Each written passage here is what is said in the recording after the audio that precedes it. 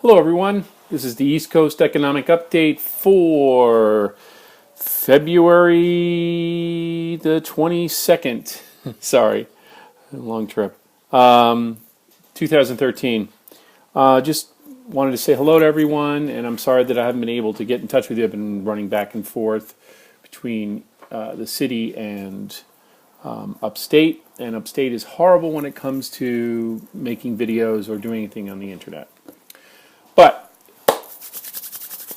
fiscal cliff fell over. It's still falling. In fact, it was the only difference between what happened in 2008 and what's happened now in 2013 and into 2014 is an increase or a beginnings of real hyperinflation.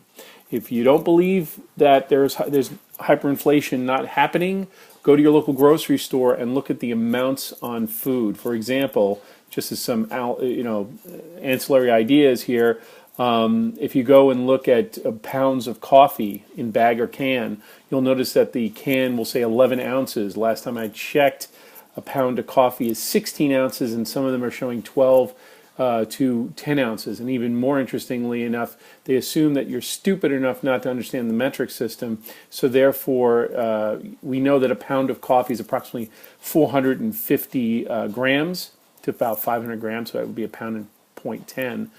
Some of the bags, some of the companies that I've seen are showing somewhere around 311 for a 1 pound bag or can of coffee.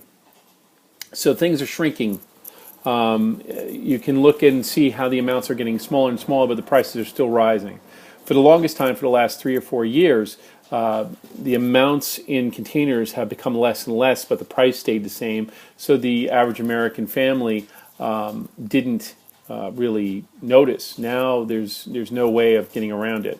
The increase in the stock market is obviously due to this. The dollar is worth less. And in fact, if I can put it up here later on, if you Google G20 summit with Russia, or even check some of the articles on RT Today, Russia Today, RT.com, you'll notice that that the European Union, Britain particularly, and European Union, as well as Venezuela and some of the other BRIC countries, are complaining that the United States has started a currency war.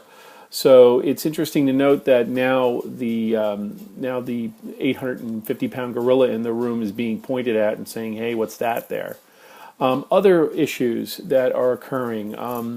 One of the things that politically, as political theater, the present administration in the White House, as well as the legislative branch, are starting to play this game that I kind of predicted that they would do before the fiscal cliff.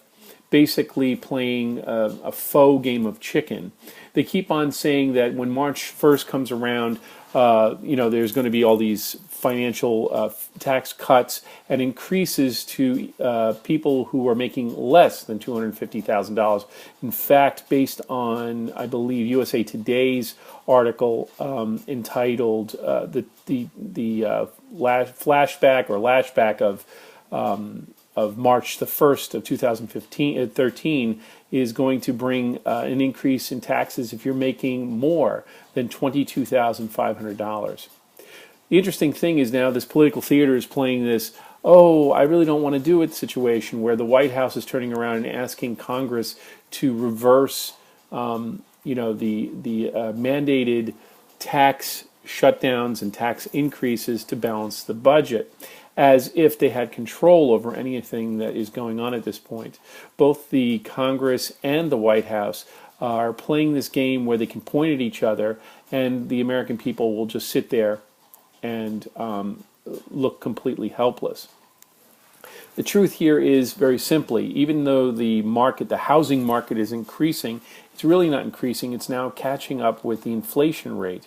Also, what no one tells you about is that there's a big reset that is going to occur between March the 15th and I think May the 1st, where the last of the adjustable rate mortgages, the largest tranche, is going to be reset, which I think what's happening, or I believe what's happening, is that they're trying to run up the prices for the housing market to when it starts to collapse again, and everybody says, "Oh, look, it's not increasing; it's balancing out." Also note that that there's a lot of more wonky stuff going on with the BLS, with the Bureau of Labor Statistics. Primarily, that there has been a jump, a rise, an increased rise in applications for unemployment, but overall it's been dropping. Why? Because the number of people reapplying for unemployment are being exceeded by the number of people leaving the unemployment rolls. Not because they have jobs, but because they've run out of benefits.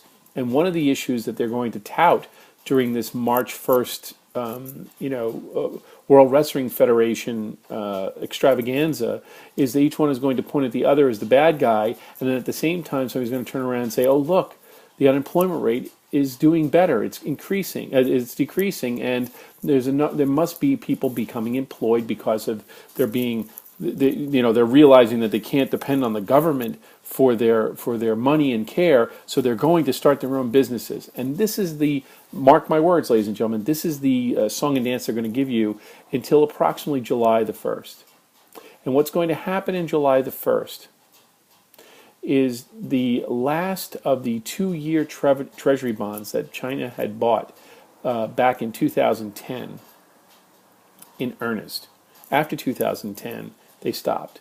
Possibly that is all going to come to fruition. Also note that China, if you Google China, gold reserves and gold certificates, they are buying an extraordinary amount of gold certificates, exceeding the amount of 2-year treasury bonds that they are holding on to, because they honestly believe, and this is of course my assumption, but I'm going to throw it out there, that those 2-year treasury bonds are going to be defaulted on by the United States, and probably rightly so.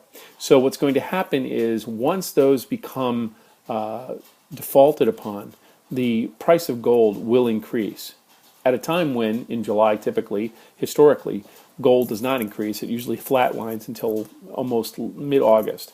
So keep an eye out on the gold prices going from May definitely into July into August, and watch what happens. You're going to have to stop if you are still watching mainstream television or even internet television in the United States. You're going to probably have to start looking at either foreign language television groups on the internet, if it's still allowed by that point in time. Or if you're familiar with languages other than English, start to look at some of those Spanish language televisions and internet aspects found in South America, particularly in Venezuela and in the basically the equatorial region of South America, most of the BRIC countries, with the exception, believe it or not, of China. China is already begun they've stopped doing a trade war. They have started to sell their products to their own people, and now it's going to become a currency war because they have nothing to lose and everything to gain from it. If they can unbound and disintegrate the United States economic region, within about 24 months they're going to have a cheap source of industrial manpower. And we may not like what that looks like. Now, I'm not a conspiracy theorist, but I do believe that there are conspiracies that are set up. And when I use the word conspiracies, I mean a bunch of people coming together going, "I got an idea, let's try doing this." And ultimately, we have to understand from the perspective that other people don't like the way we have treated them in the last 100 years. And the Boxer Rebellion comes to mind, as opposed to a number of other things. The fact that the United States is beginning to drone strike its own people inside the borders goes way beyond the Posse Comitatus mandates that were laid out by the founding fathers. We have reached a point right now where this is now for real.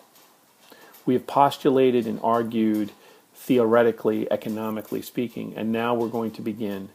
I hate to say this, but I'm quoting Jon Stewart. Jon Stewart had made a joke, which was not a joke, that the President of the United States wished that he could have the Congress stop him from killing people on our own country.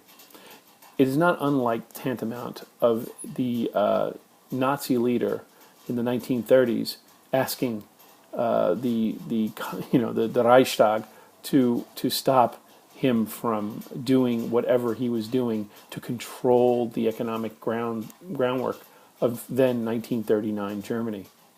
It won't be long before this conversation that I'm having with you today, as well as conversations that you have found here on YouTube and other venues, will stop, either by kinetic means or by just cutting off the internet. And this is one of the reasons why I have stopped doing a lot of videos, partially because of electronic-wise, I mean, having a satellite upstate, but mostly because I realize that this is it. As far as economics are concerned, it's going to be a slow slide. It's going to pick up, especially in the summertime when you're going to see $6 and $7 gallons of gasoline and people not even having a job to really even fill their tank. As long as people can continue to watch American Idol and eat corn chips and get Domino's pizza, they will sit in their chairs. And by the time that stops, it'll be way too late. So, things to think about, things to look up, and decisions to be made. Peace, Ba Shalom, and good luck.